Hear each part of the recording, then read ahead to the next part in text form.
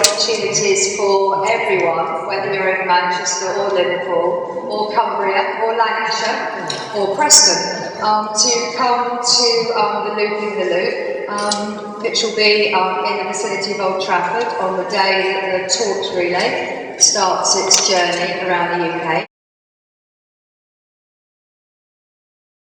Because one of the things that we've tried to do as well is actually do community, what we call community connected spectacle. So yes, we have to deliver the big stuff, but we also wanted to make sure that it's absolutely rooted in the community and make sure that we involve people in the making of the work. So Moment When involves 900 people in the creation of that spectacle with Walk the Plank.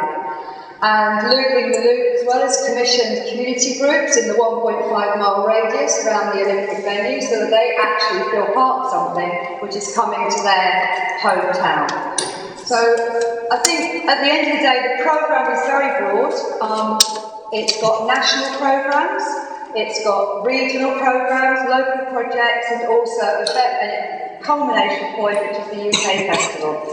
My role has been on the regional programme, placing London 2012 into a regional context, which brings me to how we're inviting people to participate this year.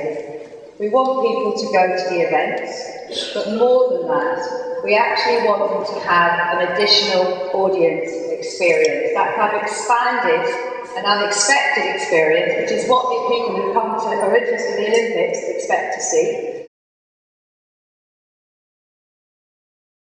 I just wanted to thank you for all of the work in creating the Cultural Olympiad. As you've heard, you are one of the most outstanding regions. You have gone further, higher, faster, bolder. Your audience figures and your artistic innovation is second to none. And that is as it should be. As someone who happily worked here in Manchester, down in the region, I'm sorry, not as important obviously as Preston tonight, but on another festival, it is such a joy to come and see how the region as a whole has thrived under the Cultural Olympiad.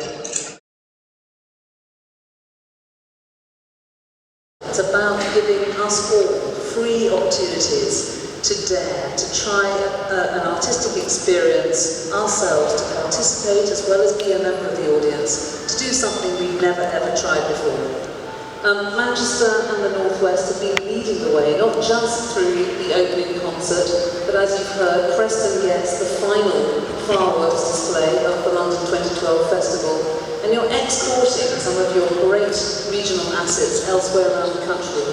Walk the Plank, one of your most extraordinary companies, is playing in virtually every region in the UK during the summer of 2012. And thank you so much, Walk the Plank. Manchester International Festival have commissioned Damon Albarn, and they're sending him down the road to London so that his opera can be seen by audiences in London. And Punchdrunk's Doctor Who is going to be landing, thanks to the regional efforts, it lands down in Ipswich. One of the most important initiatives, I think, of the Cultural Olympiad has been the way in which we have worked to raise the profile of deaf and disabled artists through the Unlimited programme. I think this is likely to be one of the greatest legacies of the Cultural Olympiad, and here in the region, Liverpool will be leading with an incredible opportunity to showcase disabled and deaf artists from around the world as part of the Dada Fest.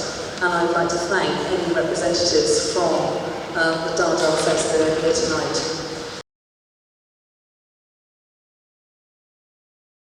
It is about legacy. I'd like to thank the Legacy Trust. You've heard tonight how all of the achievements of the North West are only possible thanks to the Legacy Trust.